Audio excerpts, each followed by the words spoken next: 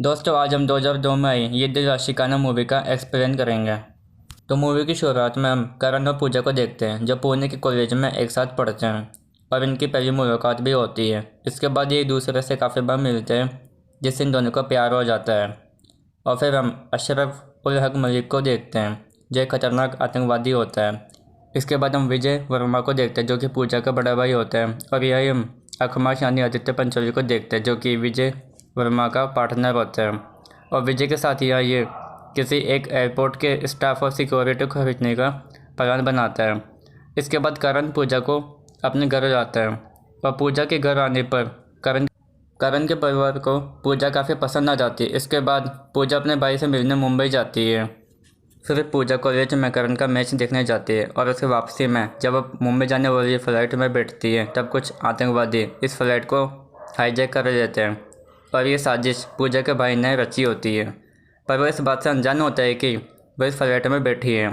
तब आतंकवादी इसमें बैठे यात्री और पूजा के रिहाई के बदले में वह भारत सरकार से उनके सरदार अशरफ उल हक मलिक को छोड़ देने को कहते हैं।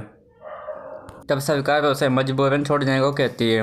पर जब करण को ये पता चलता है कि पूजा जिस फ्लाइट में बैठी है वो प्लेन हाईजैक हो गया है तब करण एक पेट्रोलियम स्टाफ के आदमी की सहायता से उस एयरपोर्ट पर जाता है।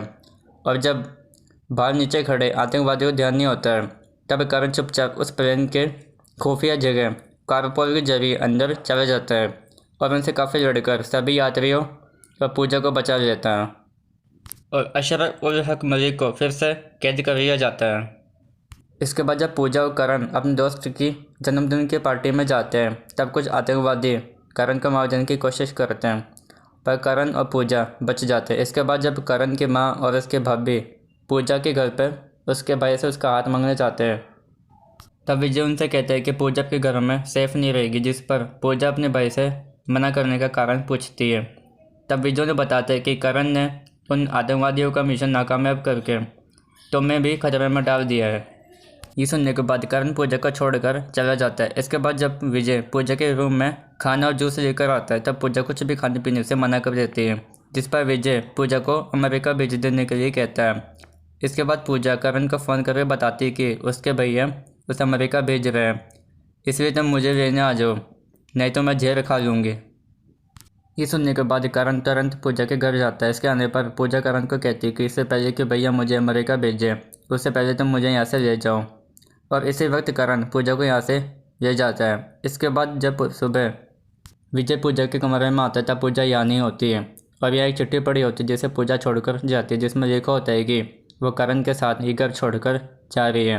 तब विजय खमाश को कहकर पूजा को ढूंढवाने के लिए कहता है और जब विजय बाहर जा रहा होता है तभी सीबीआई विजय को गिरफ्तार कर लेती है।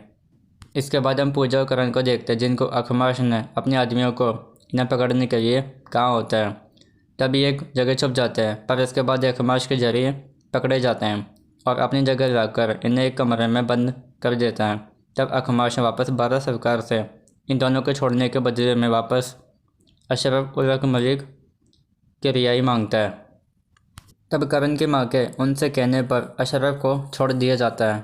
इसके बाद जब अशरफ को यहाँ लाया जाता है तब करण और अशरफ के बीच भी फाइट होने लगती है। और जब अखमाश अशरफ को पिटते हुए देखता है तब अखमाश पूजा पर गन रखता है। फिर विजय और अखमाश के बीच भी फाइट होने लगती है और इस फाइट में अखमाश विजय को शूट कर देता है। तब वापस अखमाश पूजा पर गन रखकर करण को अशरफ को छोड़ देने के लिए कहता है। तब इसके छोड़ने पर अशरफ करण को मारने लगता है और फिर करण बेहोश हो जाता है। और जब अखमाश हेलीकॉप्टर पायलट को हेलीकॉप्टर ऑन करने को कहता है तभी विजय अशरफ को शूट करने वाला होता है।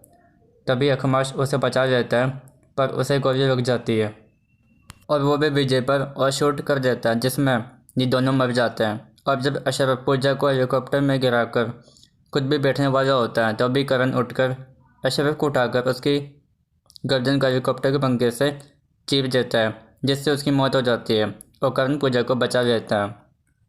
इसके बाद मूवी ख़त्म हो जाती है।